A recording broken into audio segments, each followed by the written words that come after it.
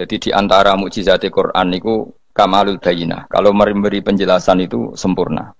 Sehingga ulama mengatakan imanul muqallid, imannya orang-orang yang asal ikut kiai, asal ikut guru, asal ikut buku, itu mukhtalaf alaih.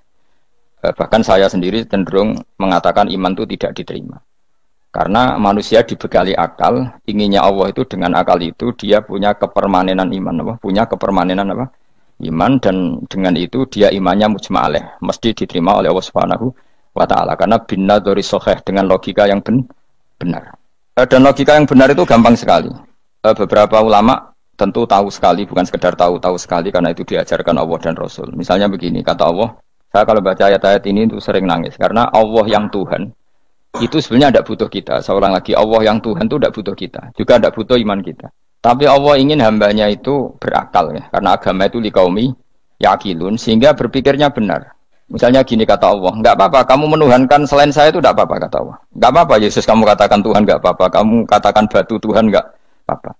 Tapi tolong prosedur atau persyaratan menjadi Tuhan itu kamu lengkapi, yaitu punya prestasi menciptakan langit dan bumi. Kalau tidak semua surun semen kata Allah, sementing urun gitu. Jadi sebetulnya itu kan rasional. Misalnya nggak apa-apa kamu merasa jadi presiden atau gubernur atau jadi wali atau jadi apa. Yang penting prosedurnya dipenuhi. Itu kayak apa Allah baiknya pada kita. Sehingga saya berkali-kali, makanya menurut saya orang alim itu wajib memaklumatkan kalau dirinya alim. Supaya jelas aturan mainnya. Yang dilarang Allah itu kan memaklumatkan alim, kemudian ingin hadun nafsi, ingin salami template, dicucuk, dihormati, itu kriminal. Itu orang alim gendeng, udah gendeng sekali. Karena khasnya orang alim itu tentu cari ridhonya Allah, bukan ridhol khalqi, bukan ridhonya apa? Makhluk. Makhluk itu la syai', ada siapa-siapa. Dan kita harus baku seperti itu. Kenapa kalau orang alim enggak memaklumatkan kealimannya itu dikatakan salah? Karena fungsi orang alim adalah membawa bayinat, membawa ayat-ayat Allah, bukan kepentingan apa? Pribadi. Makanya Rasulullah nanti dukung ngendikan idza zuharatil fitanu wal bid'u falyudhiril alim ilmahu wa illa fa'alaihi la'natullah wal malaikati wan nasi ajmain. Jika zaman akhir banyak bid'ah, banyak kebodohan, maka orang alim wajib menampakkan kealimannya. Jika tidak, maka dia mal'un, dilaknati langit dan bumi. Karena sebetulnya logika tentang Tuhan itu gampang sekali. Saya ulang lagi ya. Saya punya sekian contoh betapa tauhid itu mudah. Jadi kalau ada orang bilang ikhlas itu angel, Gus, ya dia sendiri goblok karena nggak tahu logika apa. Ikhlas itu justru gampang. Misalnya kamu ngamal demi manusia itu umurnya hanya berapa coba? Kan pasti mati. Lalu kalau dia mati tidak berkutik, bagaimana Anda bersandar sama seseorang yang mati dan tidak berkutik? Sama-sama bersandar sama zat sing al-hayyul qayyum, sama zat yang abadi. Kamu latih terus akal kamu. Misalnya saya punya jamaah banyak, mereka itu kan nggak jelas surganya. Kok harap-harap syafaate piye? Soalnya jamaah aku mlebu neraka kabeh. Kan nggak mungkin nyafaati saya. Atau mereka mlebu swarga kabeh, wis do sibuk kelon mbek widadari. Mungkin ya ndak ngurusi saya. Jadi dua kemungkinan itu sama-sama ndak ngurusi saya. Mlebu neraka ya ora iso nyafaati, nek mlebu swarga do sibuk napa? Ngeloni widadari karena trauma di bocah elek melarat macam-macam. Sehingga kiainya saja wis ora takok Gus Pak nang ndi wis ora takok. Wis ribet dhewe no. Nah, tentu saya juga sibuk sowan pangeran sudah itu makom saya sudah sibuk sowan pangeran. Kowe pesta seks sing kula sowan pangeran. Baik swargame ayate pokoke inna ansa'na gunna napa insa'a faja'alna gunna abkaro bar kelon dadi perawan neh berarti keloni serepet. Kula insyaallah melok daftar sing fa'ama in kana minal muqarrabin farohu warihan. Jadi surganya muqarrabin itu enggak ada sifatnya. Di situ enggak dibakas bidadari makan-makan enggak, tapi farohu warihan. Satu surga yang sifatnya rohani. Karena enggak bisa disifati. Tapi saya daftar di situ ya hanya beberapa jam baru juga bungkon. Sawangane kok karo rasane wong ayu juga keberatan. Ya tapi saya tentu punya dua kelas, supaya punya kartu premium dan ekonomi. Saya enggak tertarik lah daftar yang premium dok nanti repot apa. Saya itu sering nangis kalau baca ayat seperti ini. Bagaimana Allah yang Tuhan kemudian tidak butuh apa-apa, tapi Allah saking baiknya itu membuat tatanan logika kita. Saya tidak akan bosan-bosan sampai sowan Allah. Bahkan andaikan saya masuk surga dengan faham ini, saya milih faham ini. Karena faham ini itu menguntungkan agama. Li'ilai kalimatillah. Sementara masuk surga itu hadun nafsi. Banyak ulama mengatakan, kenapa Anda tidak ingin mati? Padahal Anda mati masuk surga. Katanya, saya takut kehilangan momen sujud. Karena sujud adalah hak Allah. Sementara surga itu hakun nafsi. Keinginan saya. Tentu saya mendahulukan hak Allah ala hakin nafsi. Itu makam-makam yang... Dan itu nggak bisa kamu copy paste. Orang yang pada kelasnya akan merasakan seperti itu. Dan kamu tidak perlu minat, malah paham. Jadi sudah dengar saja, apa? Dengar saja. Ini misalnya, saya berkali-kali bilang, kenapa ulama dulu, saya ini kan di Sarang juga ngajar tauhid, dulu saya ngajar kubrul yakiniyat di beberapa madrasah, termasuk di Sidogiri saya juga ngajar tauhid. Di sini saya ngajar tafsir, tapi yang saya titikkan juga tauhid. Begini, saya hidup di dunia ini, terutama saya memang ingin menerangkan tauhid, sebagaimana Allah menerangkan. Begini ya, Jubair bin Mut'im, saya tidak bosan-bosan cerita ini. Jubair bin Mut'im itu termasuk dahiyatul Arab, cerdas-cerdasnya orang Arab. Dia ditunjuk sebagai negosiator untuk membebaskan Asra Badrin, tawanan perang Badar yang kalah dan ditawan Rasulullah dan para sahabat. Kemudian harus ditebus dengan uang. Oke, disepakati. Terus singkat cerita Jubair bin Mut'im itu datang ke Madinah. Dulu karena tidak ada hotel, tidak ada penginapan, ya memang nginapnya orang musyrik itu di masjid. Ya sehingga itu lazim saja. Kamu tidak usah jadi liberal kemudian bilang musyrik boleh di masjid, ya tidak perlu seperti itu. Kamu juga tidak perlu goblok mengatakan nggak ada ceritanya orang musyrik ngidam di masjid, karena ya ada tarehnya seperti itu. Jadi tidak perlu goblok, ya nggak perlu liberal. Paham ya? Kalau kamu bilang wah, nawono wong musyrik oleh nginep di masjid, kamu liberal. Padahal konteksnya dulu memang nggak ada hotel. Tapi kalau bilang nggak sama sekali juga goblok, karena sejarahnya pernah ada. Milih di goblok apa liberal?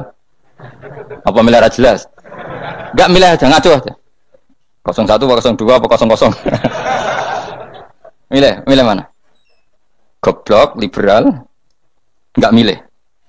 Nah, ketika Jubair bin Mut'im itu datang, delalah Nabi itu sholat maghrib ngimami. Nabi baca surat Wattur wa kitabim mastur fi rabbim mansur wal baitil ma'mur.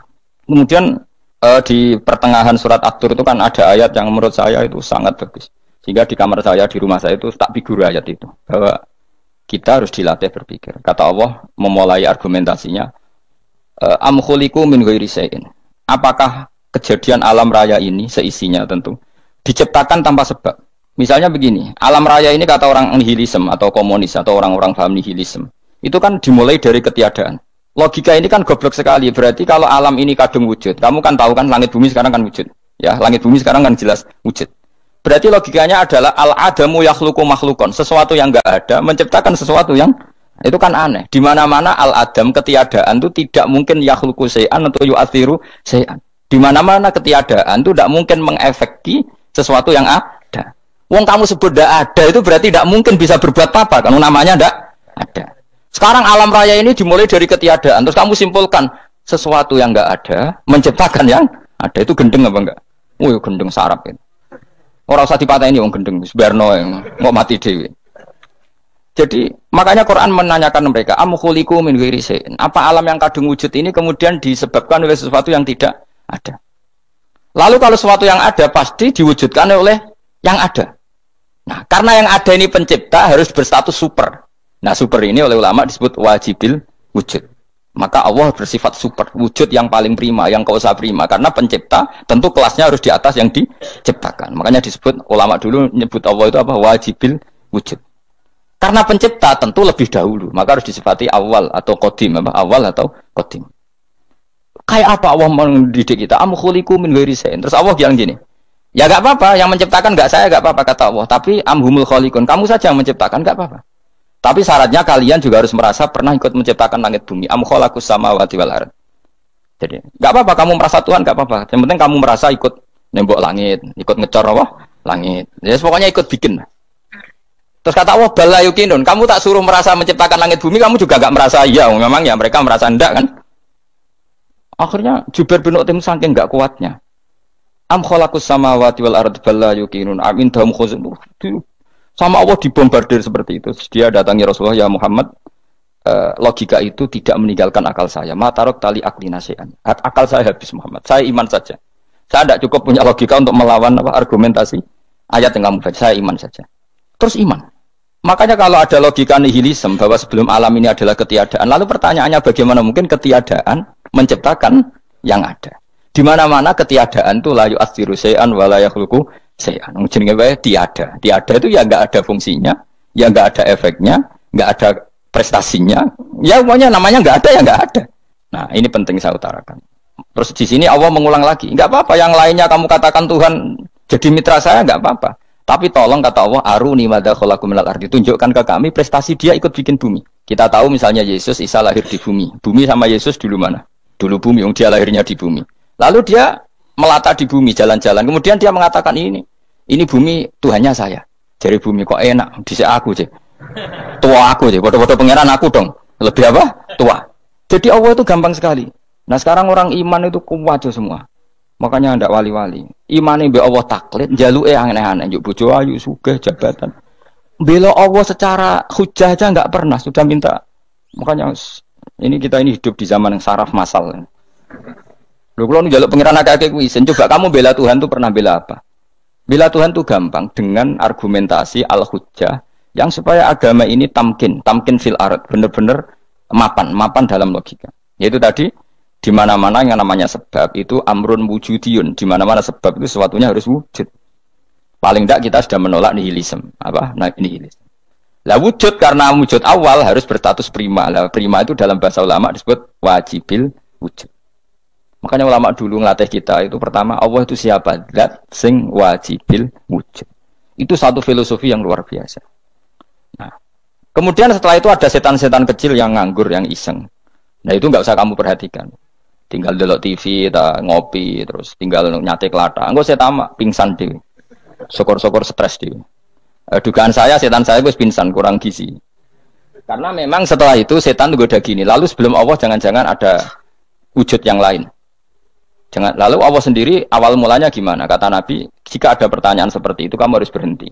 Tinggal delok TV atau tinggal delok dangdutan. Ya kalau kepeksa apa-apa, kelasem ae. Saya tidak menghalalkan tapi kan sudah kamu lakukan. Karena itu lebih baik ketimbang pertanyaan filsafat. Banyak orang yang dulu sholat ketika sekolah filsafat tidak sholat. Alasannya sampai menemukan jati diri itu Tuhan. Dan itu bahaya sekali karena Nabi berkali-kali bilang kamu jangan mikir tentang Allah pasti rusak. Orang kok mungkin rusak dari Nabi pasti rusak. Nah cara menghentikan gimana? Karena setan ini makhluk, akal-akalannya gampang. Tadi tak warai, saya sebagai ulama, atau sebagai manusia, atau sebagai orang awam, atau sebagai siapa saja. Kadang ada pertanyaan seperti itu. Tak tinggal anggeling dharma, kan pusing setan. Kan ngenteni. Weh, ngenteni bar lo anggeling dharma. Bariku aku lesu mangan mie. Bar mangan mie waret turu. Kan dia ngenteni terus. Mau bikin was-was lagi. Ternyata saya sibuk kan enggak bisa masuk deh. Bangun tidur aku selali pertanyaan tadi. Dinteni. Nah, dia masuk lagi aku sibuk ngajak anak jalan-jalan. Jadi saya kalau jalan-jalan di pasar itu wis enteni santai wae. Itu memang resep dari Rasulullah. Jangan sampai orang terjebak filsafat yang sampai menanyakan eksistensi Tuhan. Dan dia tidak mau iman, tidak mau sholat, tidak mau puasa sampai menemukan Tuhan itu siapa. Itu jelas minas syaitonir rajim, itu perilaku setan. Makanya Rasulullah setiap ditanya sahabat gitu itu Nabi guyu-guyu. Dan guyunya Nabi itu kata Nabi, baguslah kalau kamu takut Tuhan kalah kata Nabi. Nabi gojok gitu. Maka ada ulama yang punya seni berargumentasi yaitu Imam Ghazali. Jika setan tanya kamu lalu sebelum Allah jangan-jangan ada wujud yang sebelum Allah. Kata Imam Ghazali, ya itu saja yang Tuhan. Yang Allah ini enggak jadi Tuhan. Ya berarti wujud sebelum Allah itu yang benar-benar Allah. Kalau kamu bayangkan lagi, jangan-jangan sebelum itu ada wujud lagi. Ya itu saja yang benar-benar Allah. Sehingga tetap Allah itu menang terus. Paham ya? Yang jelas jangan sampai didahului Adam. Karena kalau didahului Adam lebih ngeri lagi. Karena sesuatu yang enggak ada menciptakan yang ada itu lebih buruk lagi menurut akal. Menurut apa akal? Nah, daripada kamu nggak salim Imam Ghazali, tinggal saja ndelok tadi ndelok sinetron. Itu yang lucu aja. Tidak sing lucu-lucu. Ndelok apa mencari Tuhan. Pokoknya sing aneh-aneh, sing goblok-goblok, sing lucu-lucu, sing perane wong apa? Lha saya sering diprotes saya. Gus Salim jenengan kok sering ndelok sinetron sing ana dialog wong goblok-goblok. Wong goblok ku menarik cara kula. Apa ya? Cara pandang itu di luar dugaan saya karena kula berkali-kali lho kalah wong goblok. Jadi makanya ini tak cerita nih, beberapa kali yang cari Gus Wak cerdas, berkali-kali kalau ambil goblok. Ada seorang santri itu ingin dibelikan bapaknya itu sepeda motor. Bapaknya wong desa, senengane ngrumat sapi wedhus. Lah menurut saya ya orang tuanya itu mampu lah, sangat mampu untuk beli itu. Pak mbok ditukokno mawon wong sepeda motor. Kata bapaknya, "Anakku nu jog mondok tak goblok, Gus. Wong njaluk kok sepeda motor, njaluk mobil ora ya goblok." Lah kok goblok, Pak? Jenenge donya iku Gus, sing lahirno donya kok sapi ku ndek anak, wedhus ndek anak jenenge donya. Di mana-mana jenenge donya sing lahirno donya. Iki donya kok mangan donya. Mergo motor iku kan tuku bensin, mobil. Iku cara dekne iku goblok Gus. Batin berarti kabeh kiai goblok perkarane tuku donya sing ngentekno donya. Cara dekne donya iku sing lahirno donya. Batin kok pinter iki batin. Untungnya saya ini ulama ya, ahli tafsir ya malu. Saya kalah itu ya malu. Tapi saya sebagai orang objektif fair, itu teori benar apa? Jadi donya itu ya sing lahirno donya. Donya kok mangan donya itu goblok. Untungnya dia dengan saya itu jaraknya 5 kilo 7 kilo karena 7 kilo. Lala dia diterkon sepeda motor, tapi tetap mau kalah. Pak, nanti jalan kaki saja. Karena kalau pakai motor ini kegoblokan kata saya. Terus mendingan nih, loh Gus mau kalah tadi.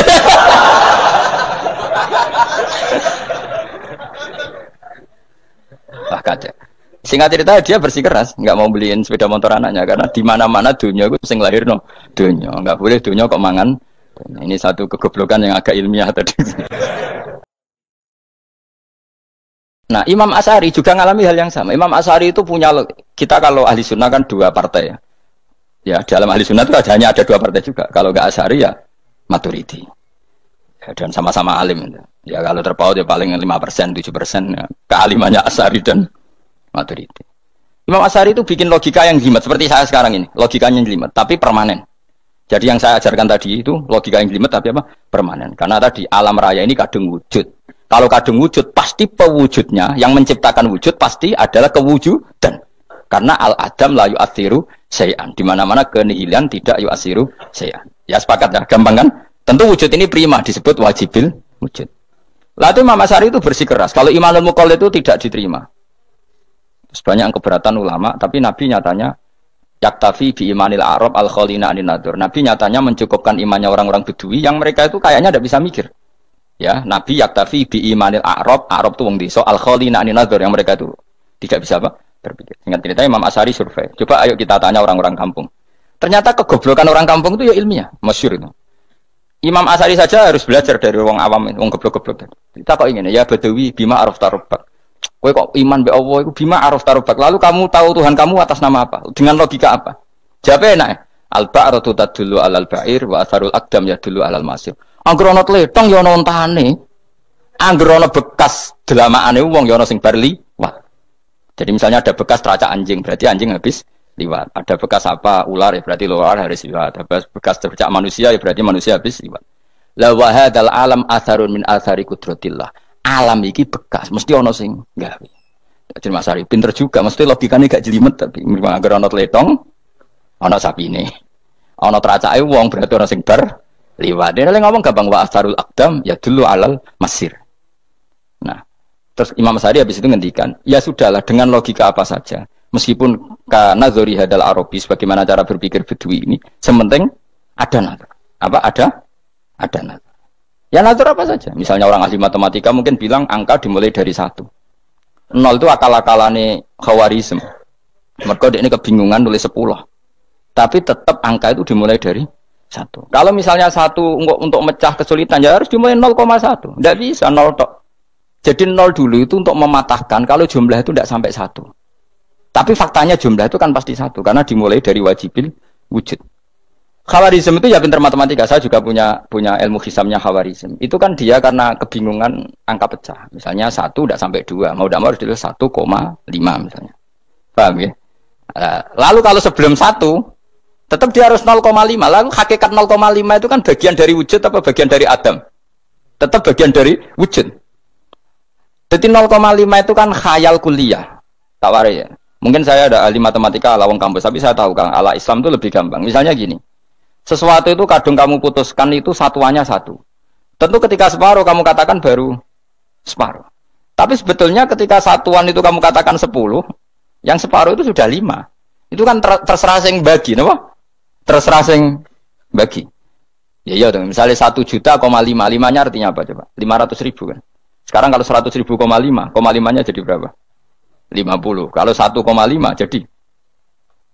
Nah, itu kan terserah satuannya apa? Tapi tetap dari 0,5 itu tetap menunjuk sesuatu yang wujud, yaitu 5-nya sebetulnya apa? 5 yang separuh tadi.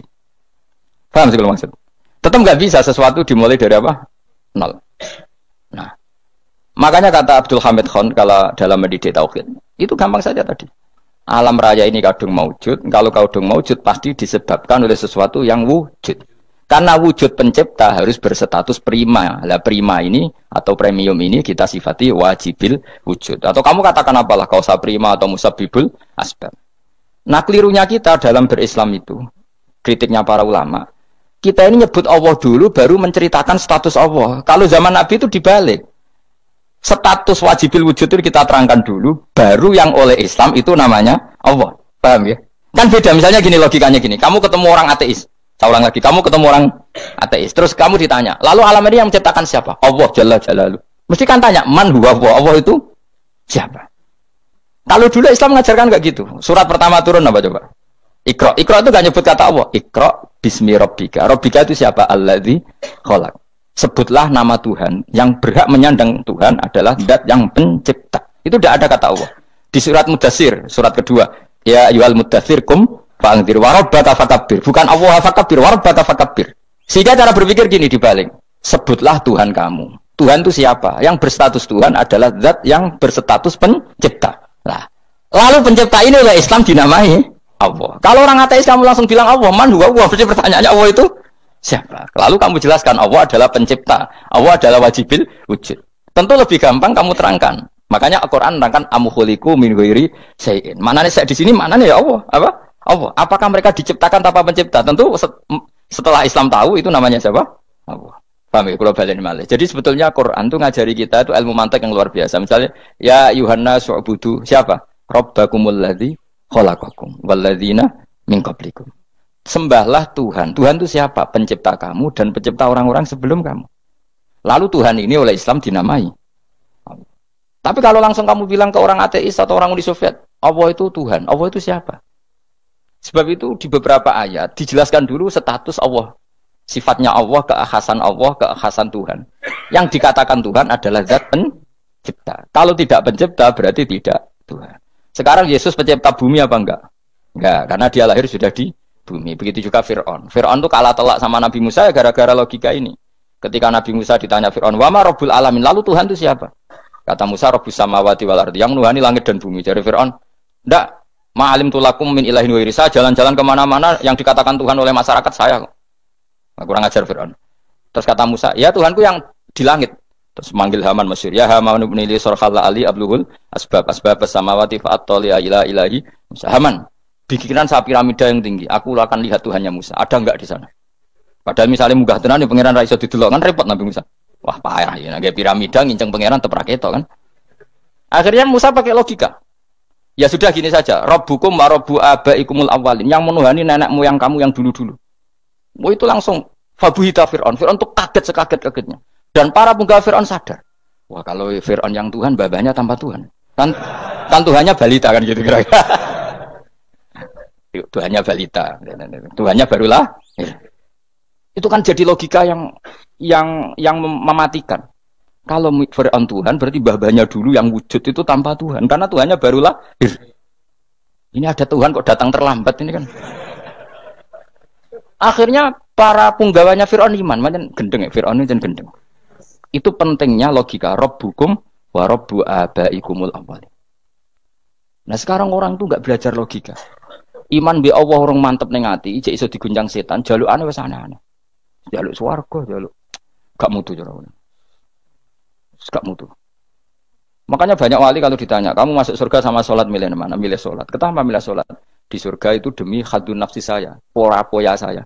Tapi kalau saya sholat itu untuk hakku. Saya sebagai hamba, identitas kesejatian saya adalah menghamba.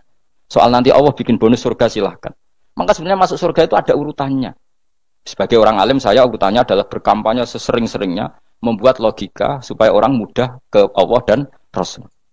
Makanya di Quran tuh gak ada orang disuruh masuk surga dulu itu. Ya Tuhan nafsul mutmainnah irji'i ila rabbiki. Kamu kembali ke Tuhan kamu dulu. Bahwa kamu makhluk yang butuh Tuhan. Fadkhuli fi ibadi. Kamu masuklah berstatus hamba dulu. Kesestatusan Anda sebagai hamba ini matangkan dulu. Bahwa saya ini hamba. Dibuktikan dengan suka sujud, suka ngamal, suka sedekah, suka tawadhu. Saya sebagai orang alim sebenarnya gak suka mulang. Karena takut. Nak kue pinter kok nyanyi aku. Nak goblok sawangannya metodeku gagal. Kan dua-duanya ini merugikan saya sebetulnya. Saya ulang lagi ya. Nak kue pinter kayak nyanyi aku. Kan ya mungkin juga. Senajan rodok mokal mungkin. Sanggep ae rada mungkin. Pomone nak sing ndik kan yo, biasane hasud wong ndik. Wah itu sebenarnya rugi semua, tapi Allah yang memerintahkan hak wong alim kudu mulang. Perhitungan itu tak buang semua. Sing ape nyanyi nggih monggo, sing tetep goblok nggih. Monggo, pokoke Allah ngutus mulang ya napa? Mulang. Meskipun tadi potensinya itu dua-duanya buruk, sing alim nyanyi. Pomone nak mubalek terus didol ilmu ku ranto royalti tambah parah lagi. Nah, aku enggak pakai logika ikhlas. Pakai logika selesai semua, ya disuruh Allah ya sudah. Saya ulang lagi ya, makanya saya minta ya, surat Tur itu dibaca. Makanya baca Quran itu jangan terlalu egois, jaluk swarga. Statusnya dulu itu fadkhuli fi ibadi, kehambaan Anda posisikan yang mantap. Lagi wadkhuli jannati. Sekarang enggak, dibalik, orang ini masuk surga dulu. Kayak surga di kapling. Traweh arang-arang wae njaluk Lailatul Qadar. Lailatul Qadar wis kliwat. Wingi wis Dzulhijjah wingi kan Pak. Sebagian ulama berpendapat Lailatul Qadar itu fi kulli sanatin. Apa fi kulli? Karena Lailatul Qadar berdasar nuzul Quran, dan nuzul Quran itu bisa saja hari Arafah, bisa hari apa. Ada ulama mengatakan Ramadan, tapi bisa tanggal 1. Nah, kamu kan pemalas, ikut yang partai 21, 23. Karena kan wis akhir-akhir kan wis enteng. Sebenarnya Anda milih 21 berdasar ilmu apa berdasar enak anak terbatas waktunya kan? Kan lebih sempit, apa? Lebih apa? Sempit. Ya saya ulang lagi ya. Jadi Allah kalau ngajarkan hujah itu gampang sekali ya. Tadi amkhuliku min ghairi syai'in. Enggak apa-apa saya ada Tuhan kata Allah, tapi kamu harus punya logika. Alam raya ini diciptakan tanpa pencipta. Mau enggak kamu punya logika seperti itu? Bahwa alam ini yang wujud diciptakan oleh sesuatu yang tidak wujud. Mau enggak kamu punya logika itu? Enggak mau kan? Namanya wujud tentu diciptakan super wujud. Dan super wujud itu wajibil wujud. Dan itu Tuhan kita yang oleh Islam dinamai Allah. Bang, makanya nyebut Allah itu di surat-surat awal Quran enggak ada. Coba. Awal surat Quran itu surat apa coba? Iqra kan? Iqra itu ada enggak kata Allah? Enggak ada. Iqra bismi rabbika. Rabbika itu siapa? Allazi khalaq. Surat Mudatsir sama. Ya ayyuhal mudatsir qum fa'anzir wa rabbaka fakabbir. Ya sudah seperti itu. Ya ayyuhan nasu ubudu rabbakum. Rabbakum itu siapa? Allazi khalaqakum. Nah, kita ini keliru metode. Pemene wong tukang wiridan Allah. Tapi ora roh Allah iku sing sapa? Ya dia Allah. Dia nyifati Allah mau sing ngekei swarga, sing ngekei duwe, sing ngekei widadari. Jadi Allah disifati sesuai selera yang menguntungkan dia. Bahwa Allah ini yang ngampuni saya, kemudian saya masuk surga, kemudian ngeloni widadari. Makanya kalau dia jadi wali tak demo. Tak laporkan MK pokoknya. Suluh. Karena ini wali pecundang. Bagaimana mungkin calon wali pikirannya khadun nafsi? Kalau lama agak gitu, mendikan Allah itu zat paling penting di dunia. Maka akan saya maklumatkan di dunia bahwa orang kembali ke Allah. Caranya gimana? Akan saya kenalkan Allah lewat logika. Caranya apa? Kita sifati wajibil wujud. Kita sifati rabbukum wa rabbu abaikumul awalnya. Dengan sifat-sifat yang semuanya mengarah ke dikjayaan Allah Subhanahu wa taala. Iku jenenge kowe bener-bener ulama. Iku disebut balwa ayatum bayyinatun fi suduril ladzina utul ilm. Makanya ulama itu orang yang luar biasa, sampai disebut innama yakhshawaha min ibadil ulama. Ahli ibadah itu rapati wedi pangeran. Masuk wiridan istighfar nangis rapati wedi pangeran, gayane tok nangis. Karena sebenarnya dia nangis wedi ra mlebu swarga. Mlebu swarga gak iso ngloni. Dari itu aja orientasinya itu. Makanya bener Kanjeng Nabi nak gojlok orang alim satu itu lebih utama dibanding 1000 ahli ibadah. Bahkan Nabi pernah ngendikan sangat ekstrim. Fadlul alim alal abid kafadli ala adnakum kata Nabi. Keutamaan orang alim dibanding ahli ibadah itu sebagaimana kelas saya kata Nabi dibanding kelas terendah kalian. Padahal Nabi dengan Abu Bakar saja jaraknya sangat jauh. Itu kata Nabi fadlul alim alal abid kafadli ala adnakum. Keutamaan orang alim dibanding orang abid sebagaimana keutamaan saya dibanding sahabat paling rendah. Karena tadi abid itu ada oportunisnya. Tapi kamu jangan benci abid loh. Karena kamu ya ora alim ora abid. Saya saja yang kritik, saya yang tanggung jawab di depan Allah. Orang abid itu kadang kan wiridan nganti nangis, pikirannya apa coba? Wis rasakno mungkin apa wiridan pikiran aja. Di sepuro dosane, terus apa kan? Mlebu swarga, terus apa kene swarga aku takok. Saya aku takok ayo sing ape mlebu swarga apa kegiatan? Rencana pertama apa? Wis gak usah munafik biasa wae.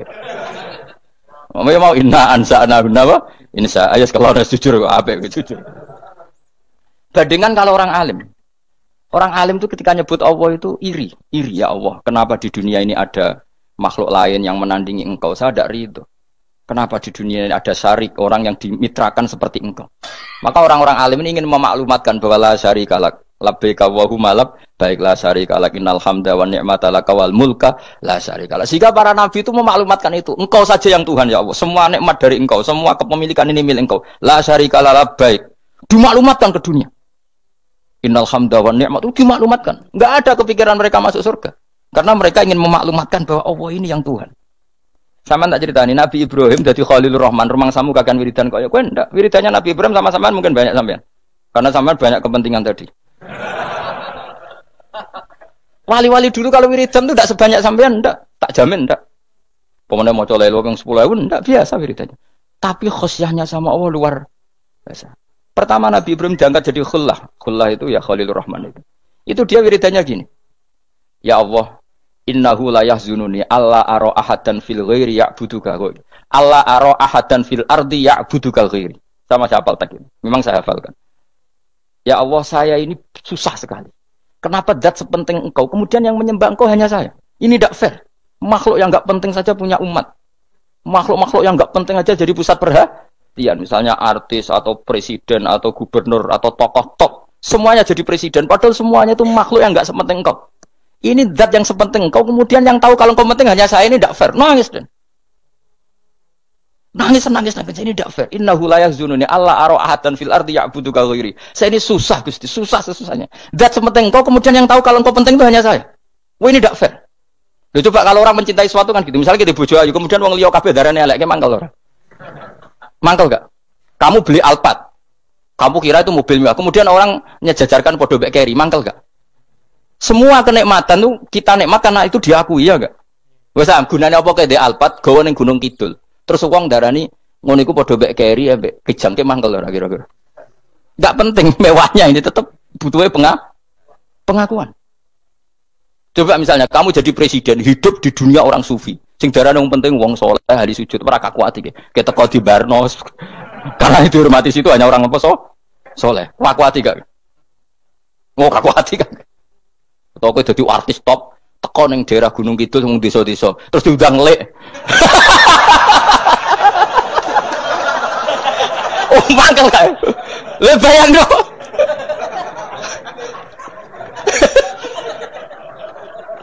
Oh, kamu menteri top, menteri BUMN, barang dolan itu iso diundang lek. Mados walang lek ngono. Oh, mangkel. Karena orang keren itu butuh pengakuan apa? Wes misalnya di bojo ayu terus wong liya kabeh darane elek mangkel gak? Sebetulnya orang merasa nikmat itu karena pengakuan. Bayangkan andaikan orang itu melihat Alphard itu tidak wow. Orang punya Alphard gagah enggak? Oh, enggak gagah. Kalau orang lain enggak bilang apa? Oh. Ya mau misalnya di Gunung desa terus orang desa nganggap kamu model tepak terus saya mau badhe numpang wedhus kula angsal, Pak. Gak kuatir. Habis kan. Makanya branded itu harus dimaklumatkan. Nah itu bayangkan Nabi Ibrahim. Zaman itu ada Raja Namrud yang dipuja-puja, ada orang kaya dipuja-puja. Kemudian engkau yang Tuhan, pemilik langit bumi, enggak ada muja-muja engkau, ini enggak fair ya Allah. Nangis. Orang kok kowe eling pangeran sak jam, swarga Gusti. Dasar gak bakat wali. Saya itu pernah kangen Nabi Ibrahim itu sampai nangis dan itu saya tidak berdoa. Semua yang terkait Nabi Ibrahim itu saya baca, mulai surat Quran, tafsir tentang Ibrahim. Dan sampai saya di Kudiro di Tadbir Allah pernah ziarah ke makamnya Nabi Ibrahim. Itu saya hampir gak pernah doa. Saya isek. Ya karena tadi. Ketika Nabi Ibrahim nangis-nangis gitu, ya Allah ini tidak fair. Engkau zat terpenting di alam raya ini, kemudian gak ada yang menuhankan engkau, gak ada yang merhatikan sama ini tidak fair. Susah sekali, karena yang tahu engkau Tuhan itu saya tok. Masyhur itu sama Allah. Karena Ibrahim nangis-nangis itu, terus sama Allah diterbangkan ke langit. Itu disebut wakadzalika nuri Ibrahim malakutas sama. Di langit ada jutaan malaikat sujud, jutaan malaikat rukuk, jutaan malaikat baca tasbih. Nabi Ibrahim, oke Gusti kalau gini ya benar, ini baru benar kata-kata. Makanya terus Allah dengan keangkuhannya, karena Allah punya sifat angkuh dan itu sah walahul kibriya, kan sifat angkuh baik untuk Allah tapi tidak baik untuk makhluknya, dan Allah dengan sifatnya walahul kibriya. Kata Allah, kalau nasihati para nabinya, kamu tidak usah susah jika di bumi jarang orang nyembah saya. Innalladzina 'inda rabbika yusabbihuna lahu bil-laili wan nahar wa hum la yasamun. Kamu tenang saja. Orang yang di sana di langit-langit itu maksudnya para malaikat itu bertasbih siang dan malam. Wa hum la yasamun, dan mereka tidak berhenti-henti, tidak bosan-bosannya bertasbih. Jadi nabi itu baru terhibur kalau yang diidolakan itu keren. Itu nabi, itu wali kutub, itu wali.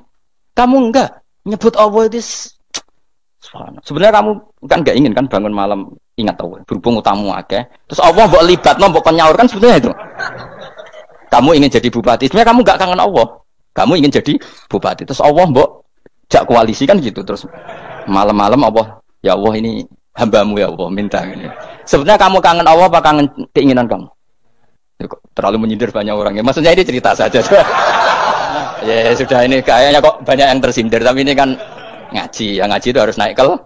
Ya sudah, tidak usah diteruskin, kok banyak yang tersinggung. Ya sudah, tidak usah diterusin. Walau akhidu mau mengalap sapa Allah anasa yang manusa bima kan perkara kasabu kang nglakoni sapa anas. Minal ma'asi sing pira-pira maksiat. Mataroka. Mongko ora ninggal sapa wa ta'ala dzuriya ing atase dhuwure ayil ardi min dabatin saking kewan apa wae. Nasama tegese kewan tadubu kang melata punasama alih ing atase arat.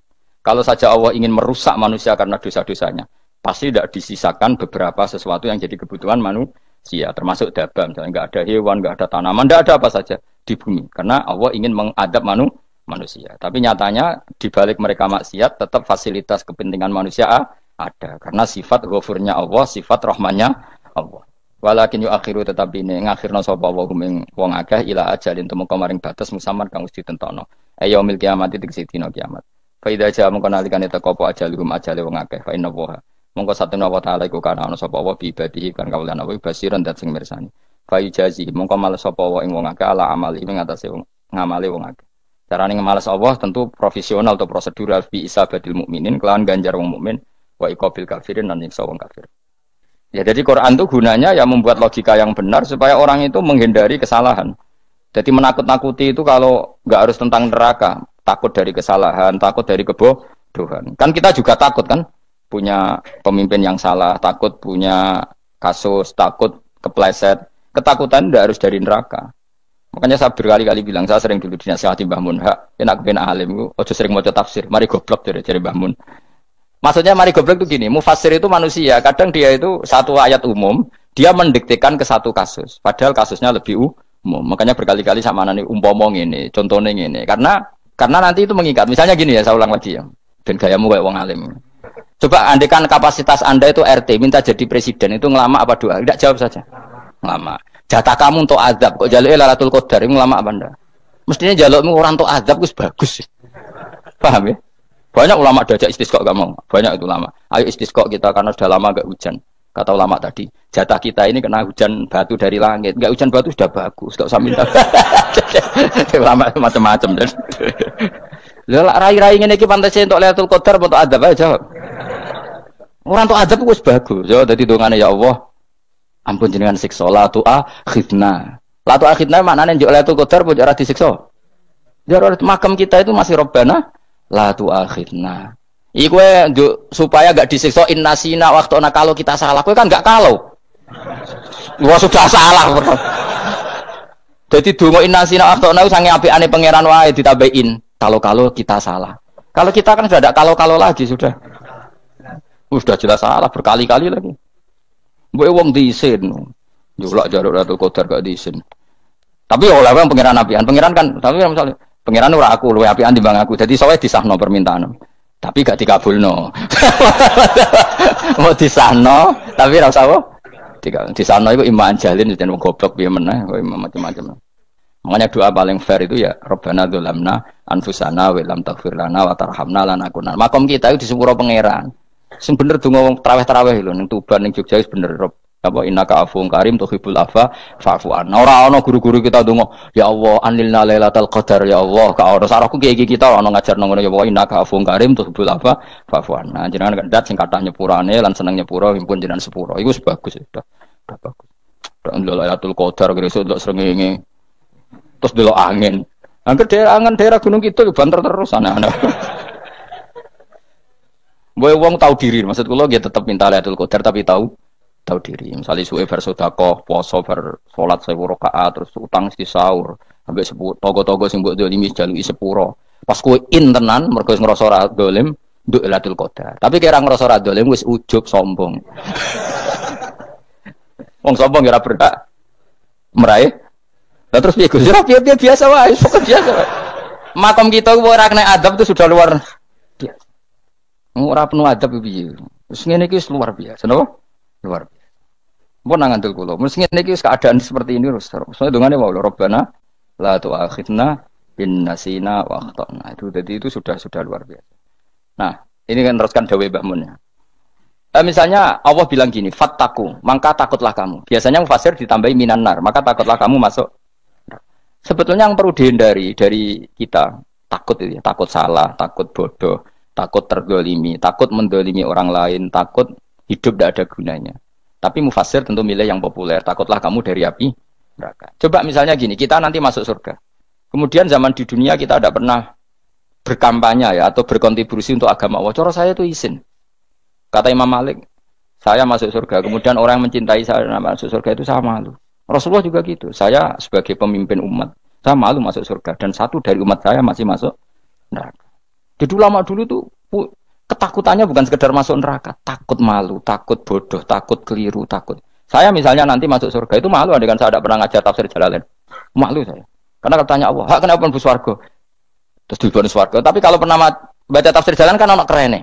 Keren artinya saya pernah mengkampanyakan Quran, pernah mengkhidmai Quran, pernah ngitmai kitab engkau ya Allah. Saya pernah ngitmai umatnya Rasulullah yaitu sampean kabeh.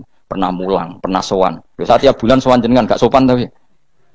Mulane kira usah bales sowan rono malah ganggu anak-anak. Kadang santri yo pidol, wis diulang cek sowan. Orang tuh kiai kalau sudah di rumah tuh milik keluarga biar fair. Bermulang cek assalamualaikum. Terus kiai ini kagok keluargane ku kapan? Boyo mikir bocah ora karo-karuan. Jadi seneng ya di ilmoni, napa seneng ya di ilmoni. Saya ulang lagi ya. Nah, kata yang ditafsir itu sering tidak mengikat. Makanya kata Mbah Mun, baca tafsir itu dikurangi. Maksudnya dikurangi itu bukan apa-apa, maksudnya tadi kalimat yang ditafsir itu tidak mengikat. Yang mengikat itu yang kalimat di Quran. Nah, kalimat Quran itu umum, napa? Misalnya gini, Allah kalau gini. Ikdilu, kamu harus berbuat adil.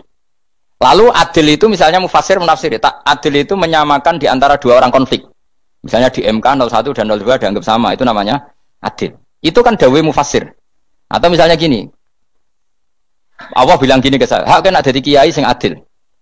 Terus adil ditafsiri orang, adil itu menyamakan sesama murid, haknya sama. Nah, tapi bisa saja adil itu di luar itu semua.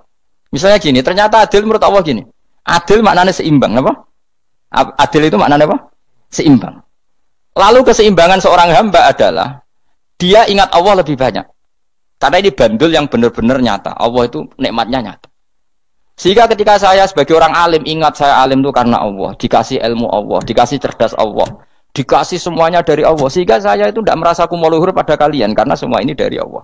Kemudian Allah sendiri yang memerintahkan, ya, kamu harus mengajar. Maka saya ada harap-harap salam template sampeyan, penghormatan sampeyan, apresiasi sampeyan. Karena saya hubungannya hanya dengan Allah Subhanahu. Itu namanya adil, meletakkan sesuatu proporsional.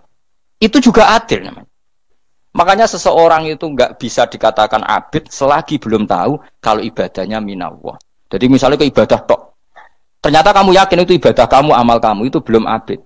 Abid hakikat adalah alhamdulillah alladzi hadana li hada wa ma kunna linahtadiya laula anda tahu. Ketika kita sujud yakin ya Allah alhamdulillah jenengan menakdir saya sujud. Saya sholat alhamdulillah engkau menakdir saya sholat. Sehingga minallah dulu, pikiran itu semua kebesaran kebenaran ini minallah dulu. Baru setelah minallah kita yakin billah. Setelah billah juga yakin ilawah. Misalnya gini ilawah itu. Setelah saya ngajar tafsir Jalalain, kepentingan saya satu.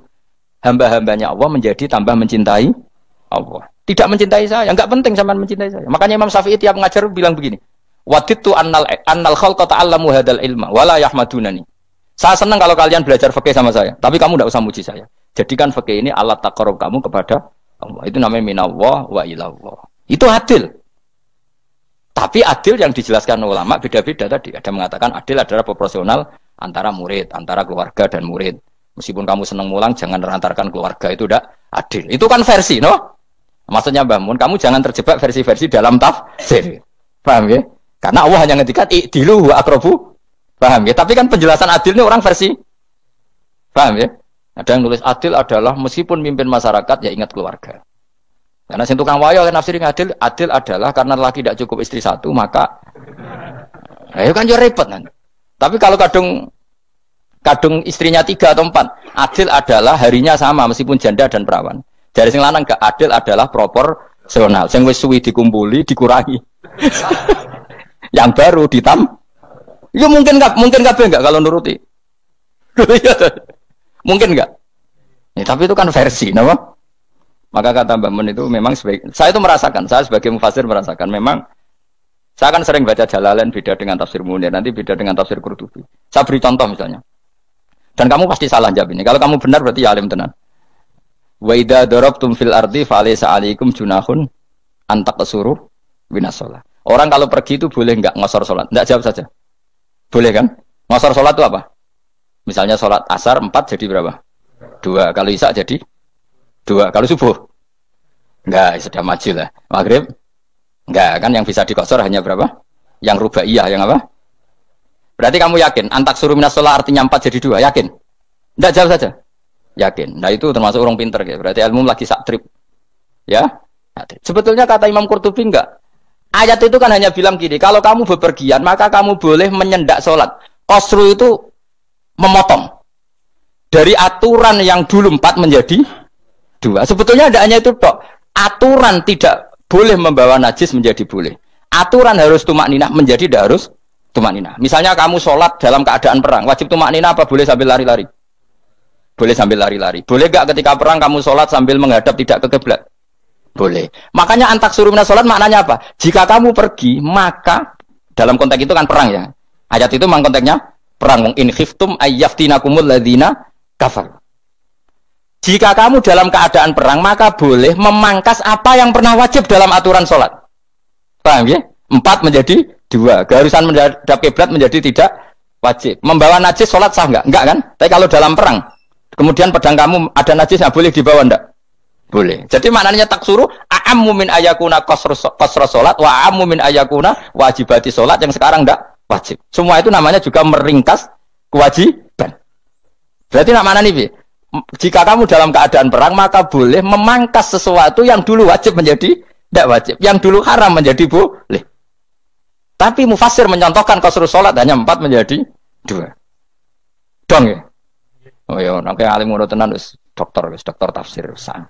Engko tak iku sudah dhewe. Tapi ora perlu orang lain ngakui. Jadi itu contoh kecil. Jadi mufasir karena kebetulan dia tahunya hanya qasrul sholat itu 4 jadi 2, dia itu. Padahal di tafsir lain diterangkan qasru itu artinya menyingkat atau mencendak atau memangkas. Dulu wajibnya sholat itu nggak boleh bawa sesuatu yang najis. Tapi kalau sholat dalam keadaan perang dan pedang kamu ada darahnya, boleh nggak dibawa? Boleh. Bahkan Allah menyuruh dibawa. Dan boleh nggak madhep kiblat. Fa in khiftum farijalan auruk banataki fa idza amintum fadhkurullaha kama 'allamakum. Ketika keadaan aman baru sholat sesuai standar. Nah berarti kan ada qasru sholat, ada pemangkasan aturan sholat. Kayak misalnya begini. Dalam keadaan normal, boleh nggak kamu motong pohon pisangnya tetangga tanpa izin? Nggak boleh kan? Tapi misalnya ada banjir bandang, kemudian kamu bisa selamat kalau motong itu. Wajib izin apa malah haram izin? Haram izin, harus kamu langsung potong. Karena kalau tanpa begitu kamu dan yang punya wajib meridhoi. Kalau nggak meridhoi disalahkan syarak malah. Paham ya? Jadi ini penyolongan yang wajib. Tapi tak sebab potong kayak ngelangiin, terus gedangnya berpangan, itu berlebihan. Karena Allah memaklumi hanya untuk ngelangi. Jebule wis menisan lah itu di luar izin syariat apa?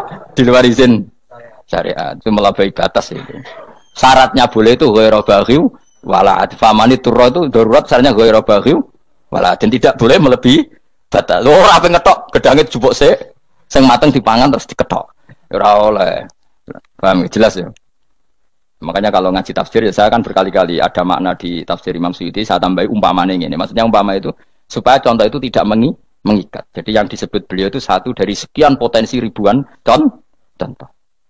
Ya kayak tadi misalnya antak suruh minas sholah. Itu umumnya ulama membayangkan qasrul sholat yang 4 jadi 2. Padahal enggak, maknanya meringkas aturan dari wajib menjadi tidak wajib. Bahkan sebagian aturan itu dikatakan haram, tidak haram. Itu tadi misalnya bawa najis atau teman kamu mau dibaca orang kafir terus kamu bilang, "Hei hati-hati." Itu tidak batal kalau dalam sholat siddatil khauf. Paham ya? Jelas. Semaju lah. Malam terulikur Lailatul Qadar. Wis gumen mbek wong-wong bingung ora ilmune wong-wong. Ma ungzira abahum alam yung daru tegese ora den kei wedi sapa ngangge fi zamanil fatrah ing dalam zaman fatrah. Ya sama seperti ini. Orang tidak mendapat ingdar itu fi zamanil fatrah, zaman enggak ada rasul. Tentu tidak hanya itu tok. Ada rasul tapi orang itu jauh dari komunitas ulama. Itu juga termasuk orang yang tidak mengalami ingdar. Jadi tidak mengalami ingdar bisa di zaman fatrah atau sudah ada rasul tapi dia jauh dari ulama atau jauh dari komunitas Islam. Itu juga komunitas yang tidak mengalami ingdar. Fahum mengkote wong akeh kaum iku khafidun lali kabehane iman sing iman parustilan bener. Ya, contoh paling gampang itu nak dawuh yai mesti bener itu loh. Kalau kamu ngaji tafsir Jalalain ya yuhan nasu budu rabbakum. An-nasu biasanya ditafsirkan kufaru Mekah, napa? Padahal di situ nas semua manusia apa kafir Mekah? Semua manusia. Cuma konteks dulu karena Nabi orang Mekah dan zaman itu yang diberi peringatan orang Mekah, Imam Suyuti bilang kufaru Mekah. Lah seperti itu kufaru Mekah mengikat apa enggak? Enggak kan? Enggak, karena yang dituruni Quran yo kafatal linnas. Tapi ayat nasu di Jalalain sering ditulis apa? Kufaru Mekah. Lah seperti itu tidak mengikat. Itu contoh saja apa? Contoh saja dalam konteks zaman itu. Paham ya? Jadi banyak, makanya tafsir itu agak ngikat. Ya tapi yang ngomong gitu harus orang alim. Kalau kamu yang ngomong malah kacau. Kemudian ngomong sombong. Maksudnya kan manusia, saya juga manusia. Ngapain saya harus ikut? Ya sarap itu. Itu ora wis sombong saraf, no? Wis sombong saraf. Lakot hakko teman-teman fahum, lakot hakko teman-teman nyata pal kaul wa potita. Ayo wajib wajib mana nyata al aksarihim.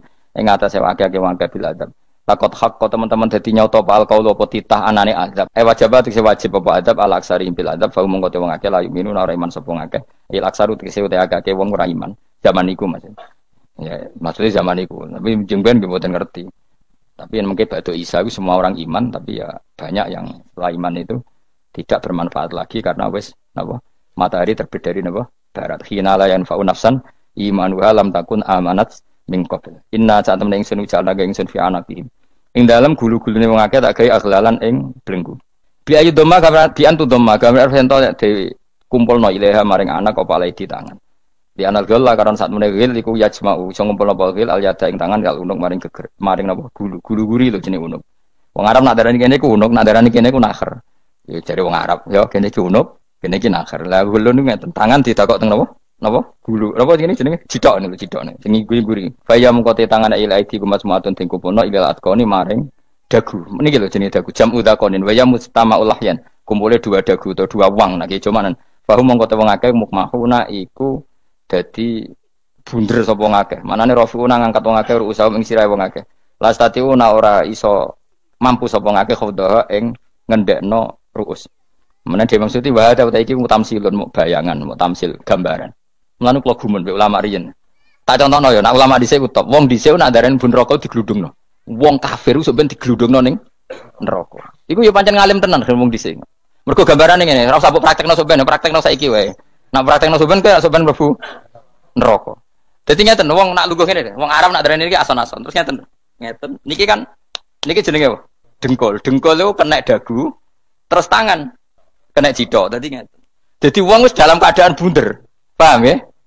Lah malane malaikat karek nyaduk terus gludung-gludung ngono. Paham ya? Dadi mergo yo napa? Dengkul nempel dagu, paham ya? Tangan nempel cidok, terus ditaleni. Paham ya? Terus ya karek gludung dong, malane wong kuno nak darani bun neraka iku. Oke bayangno saiki sampean ra usah, gak usah mlebu maksudnya, paham ya? Mulane ape mlayu ora iso, wis posisi ngono, paham ya? Sampeyan ora usah delok, maksudnya praktekno saiki. Orang delok lho. Lah dawuh Imam Suyuti wal muradu te kang den kersakno iku annahum sak temne wong akeh la anu nek ora tunduk sapa wong akeh imani maring iman. Wala faduna nek ora tunduk sapa wong akeh ora ndilukno ru'usahum ing sira wong akeh lahu krana iman. Iki tapi dawuh Imam Suyuti. Tentu tidak semua ulama sependapat. Jadi cara Imam Suyuti semua yang dikatakan Quran ini mau tamsil. Artinya mereka tidak tunduk, maknanya tidak menerima iman. Ya, tapi itu cara Imam Suyuti. Ulama lain yang mengatakan tidak. Memang orang kafir ketika masuk neraka dalam keadaan seperti itu dan digeludung. Ya tidak apa-apa sama-sama benar. Ya sama-sama benar karena ya Quran itu milik bareng, ya. Milik bersama. Jadi apa ya? Kan banyak kalimat kayak tadi mengkosor solat, meringkas solat. 4 jadi 2 yang meringkas, paham ya? Dari aturan ketat menjadi agak longgar juga meringkas. Jadi semuanya namanya memotong apa? Memotong dari 4 menjadi 2 ya memotong, paham ya? Dari aturan wajib menjadi tidak wajib juga memotong. Nah, itu kan sama-sama benar. Lihat nanti konteksnya. Wajah analan guys sapa ingsun mimpeni aitim sanging ngarepe wong akeh sadan ing tutup. Min khalfim sanging gurine wong akeh sadan ing tutup. Fathisin sadan wa dhammiha lan dhamaisin sudan fil maudhi'in ing panggonan loro. Faksena mongko ngekeki gelap ingsun ing wong akeh fa mongko te wong akeh lagi sirun running ali sapa wong akeh. Tamsilun iki ya contone aidon disat diturukil iman maring ketutupe dalan iman alih ngatasi kufar. Nak cari maksudnya kabeh iki mau tamsil. Dadi ngene. Dari depan kami kasih tutup, dari belakang kami kasih tutup, kemudian mereka saya kasih kegelapan. Maka mereka tidak tahu. Mananya apa? Dari arah depan yang mereka enggak ngerti pentingnya iman, dari arah belakang yang mereka tidak ngerti pentingnya iman, maka mereka buta, artinya tidak iman. Itu dari Imam Suyuti. Tamsilun aidoni hanya perumpamaan lisat diturukil iman, yaitu tertutupnya jalan-jalan iman. Tapi ulama lain mengatakan ya enggak. Memang pernah ada peristiwa di mana orang kafir ngepung Rasulullah dan mereka dari depan matanya dihalangi, dari belakang dihalangi, sehingga ketika Rasulullah keluar mereka tidak melihat. Itu ya nyata ya. Jadi makanya ngaji ya. Jadi ben keren. Oh ini ada sekian tafsir. Terus gue ngomong kan kayak wong alim keren. Nah tak kata siapa? Ono rekamane. Tapi orang ngaji dhewe. Nah tak kata siapa? Ada rekamannya. Lah anak aku takut ada kata siapa Gus? Tak dudono kitabe. Lah aku dudono rekaman. Iku apik zaman akhir ngono wis maju. Soale sing rido kan. Enak kok Kang dadi orang alim enak. Nanti itu dadi wong alim ya rugi. Tadi nanti kan gitu. Syabdul Qadir masuk surga. Entah ini gelombang kedua dan para penggemarnya. Jadi akhirnya sing alim tenan yang mlebu swarga, sing kedua dan para penggemarnya. Iku ora usah alim Kang, cukup penggemar. Jadi tahu sebenarnya rugi kan. Gus Pak masuk swarga kedua dan para penggemar. Waduh. Terus jebule padha ae. Iku saking rahmane Allah. Kenapa? Kan masyhur itu hadis itu. Rasulullah itu ada sahabat nangis, enggak bisa tidur nangis. Berhari-hari enggak bisa tidur nangis. Hanya karena ingin punya satu pertanyaan. Lama-lama ketemu Nabi, ya Rasulullah saya sudah berhari-hari enggak bisa tidur, ingin menanyakan ini tapi tidak berani. Coba kamu tanya saja. Ya Rasulullah, saya ini kalau mati, engkau kan suatu saat dipanggil Allah, saya tidak ketemu engkau. Makanya mumpung sekarang saya tak melihat wajah engkau sekuat-kuatnya, sepuas-puasnya. Kata Nabi ya. Terus, kenapa? Ya kalau engkau di surga, saya di neraka kan enggak ketemu lagi. Atau kalaupun engkau di surga kan kelasnya beda, kan enggak ketemu lagi. Jadi kemungkinan dua-duanya itu enggak ketemu. Kata. Karena tadi bisa saja. Ya, artinya Nabi karuan di surga, saya di neraka tidak ketemu. Atau engkau di surga, saya di surga pun beda kelas, ya enggak ketemu. Terus kata Nabi, tidak begitu aturan mainnya. Almar'u ma'aman ahabba. Orang itu sesuai yang dia orang bersama orang yang dicintai. Jadi ya saya harus ikhlas kalau kamu saingi nanti. Ya, takdir no. Wasawana ni padha uga ali ngatasi wong akeh angger tau te ngekek peringatan sira gumeng wong akeh tahqiqil hamzatain angger ta wa ibdali saniyati alifan angger ta humata sili ala nasil hamzah wa itu khali alifan wa kun alif binal musahalan dan hamzah sing ditasil wa ukhra lan ya wa tarki lan tinggal itu khali amlam tungfirhum wong ra wis bakat kafir mbok elingno cek rambu elingno tetep la yuk minun ora gelem iman la sing iman iku sapa inama tungziru mestine ngelingno sira maksude yan fa'u tegese manfaat apa ing daruka peringatan sira. Peringatanmu manfaat man ing wong ittaba kang anut sapa man atikra ing Quran tegese Quran. Wa khasyalan wedi sapa man ar-Rahman ing Allah Rahman bil ghaibi padahal ora roh pangeran. Ya khofa tegese wedi sapa ing Allah toh walam yara ora ningali sapa wong ing Allah. Nane bil ghaibi itu apa? Takut Allah dalam keadaan toh dia tidak melihat Allah lang. Mergo tak tafsiri bil ghaibi barang gaib ning Indonesia terjemahane hantu. Melihat alam gaib itu maknanya apa dalam bahasa Indonesia? Hantu. Mulane bil ghaibi ra tak terjemah apa? Ya namanya ini wakosya lan di sapa wong ar-Rahman wa Rahman bil ghaibi padahal dene ra roh langsung. Ya ora usah diterjemah ya. Terjemah dadi apa? Barang gaib malah repot. Wa basyiru mongko ngeke berita gembira sira ing man bi maghfiratin kelawan pengemuranan wa ajrin dan ganjaran karimin kang terhormat. Orang yang seperti itu yang ngikuti Quran dan takut Allah itu layak mendapat maghfirah wa ajrin karim wa ta'ala juru karim wal jannatu swarga. Inna satamna ingsun wa nahnu ya ingsun iku nuhyi uripna ingsun al mauta ing wong sing mati libasi krana pas. Wanat tubulan nulis ingsun fil lauhil mahfud ma ing apa wae kodamu kang nglakoni sapa ngake fi hayatihim. Di lauh mahfud apa yang pernah kamu lakukan ditulis min khairin kaapian wasari dan kaelean li yujazau supaya diwales sapa ngake alih ing atase iki. Wa atharahum lan yo tak tulis bekas-bekas kelakuanem. Matek saya perkara ustunta kang digawe sunah apa bima badam sak usum ngake. Jadi perilaku kamu ditulis setelah kamu mati ya masih ditulis yaitu bekas-bekas sunnah kamu yang pernah kamu lakukan. Jadi misalnya kayak kok penemu judi. Selama ada orang judi ya kamu dapat. Paham ya? Paham ya? Loro gak ya? Makanya ulama ngendikan dulu tubalil amwat tubaliman mata wa matat ma'ahu dunubuh. Bejo wong mati kemudian dosa-dosane melok mati pisan. Maknanya dia mati dalam keadaan tidak pernah melahirkan sunnah keburukan. Paham ya? Tapi bejo wong sing mati kemudian dia meninggalkan sunnah kebaikan yang diikuti terus. Kok sampean ini lho bener? Gak paham jalannya lah, nggo jalan kalau turun ngaji. Sehingga sebenarnya anak gak paham lah ya gowo. Lho kok gowo jalan cung dhisik bapak ra paham lah ya gowo. Itu sudah bagus. Apa? Bagus. Berarti pokoknya anut anak ya anut. Wah, pokoknya keren, pokoknya keren sampean keren. Jadi nanti sampean anak tuku jalan takoki, Pak, kok tuku jalan dhisik bapakku ning lemari iki ono jalan. Lah tapi dhisik bapak paham yo ora paham bodoh. Wes stop, stop. Jelas ya gitu anak tubuh mangkodamu wa atharoh. Makanya sisa-sisa amal kita, bekas-bekas amal kita semuanya adalah ditulis sampai Allah Subhanahu wa taala. Mane kula kepengin jenengan nate syukuran, pisan-pisan nate syukuran. Pertama anak kita bisa sholat. Guling-gilingan banyak orang syukuran perkara ulang tahun. Kenapa pertama anak kita bisa sholat kita tidak pernah apa? Syukuran. Padahal sholat itu yang menjadi identitas anak kita, kehambaannya ila yaumil kiamah. Mbok ya orang itu gitu. Sehingga nanti anak kita tuh senang sekali. Itu saya itu kalau agak marah, itu anak saya yang paling kecil, baru umur 6 tahun. Itu tahu-tahu bilang, "Pak, saya sudah sholat." Karena dia tahu, saya itu paling terhibur kalau ada berita sudah sholat.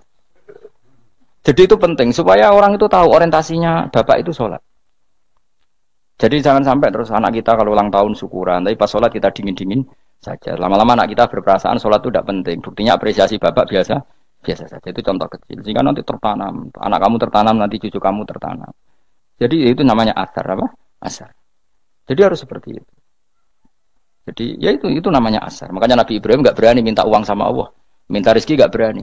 Tapi kalau dia menyebut sholat dulu baru berani. Robbana liyuqimus sholah faj'al afidatam minan nas tahwi ilaihim warzuqhum, kata Ibrahim, supaya mereka kuat sholat ya Allah. Nggak apa-apa kamu kasih makan supaya kuat sholat. Karena kalau Nabi Ibrahim hanya berdoa, ya Allah kasih mereka makan. Nah, gue zina, gue demenan, gue judi. Nabi Ibrahim melok dosa. Makanya dimulai Robbana liyuqimus sholat supaya mereka kuat sholat ya Allah. Enggak apa-apa mereka kasih makan. Jadi supaya ini sholat jadi pokok. Kenapa kita makan? Supaya kuat sholat. Andai kan Ibrahim hanya berdoa supaya kasih makan mereka. Kemudian kekuatan itu dipakai maksiat. Ibrahim kan ikut dosa. Itu sirinya kenapa doanya Robbana liyuqimus sholat ya. Jadi kata liyuqimus sholat didahulukan apa? Supaya mereka kuat sholat. Maka kasihlah makan, kasihlah rezeki. Jadi supaya sholat jadi pusat orientasi. Itu harus dilatih. Ya tentu kamu ngelatihnya sidik-sidik. Wong anake sapa kan gitu. Tapi ini kan cerita aja. Maksudnya orangnya biasa wae. Maksudnya aku mau cerita. Kowe gelo ya monggo. Terus mutung ra ngaji ya monggo, gampang. Kowe ra ngaji, aku golek murid kok kowe gampang. Kowe golek guru kaya aku kangelan. Ya maksudnya sing gelem ngalah teko ini kan. Oh, liane larang nyewane. Wa asarum lan bekas-bekasnya mereka. Makanya ketika Ahmad bin Hambal itu ahli hadis karena selagi riwayatnya dia dipakai orang tahu Rasulullah itu karena ahli hadis. Bener yang paling hebat tentu qala Rasulullah. Tapi apa artinya qala Rasulullah kalau enggak diriwayatkan ulama dari ulama sampai kita. Tapi apa artinya sampai kita nak gak ono sing ngalahi maca ngene iki. Mburohno maca ngene. Paham nggih? Ayo jajal ke tuku kitab Musnad Ahmad. Nak ra roh gubedi larang ngono tok. Mergo ora ono sing maca ora roh isine paling kenangan apa? Gudi larang. Tapi baru kayak sing maca kemudian bisa. Ini juga asar. Cuman kowe oleh niru nek aku mati ngorek jalan. Oleh niru. Tapi aja niru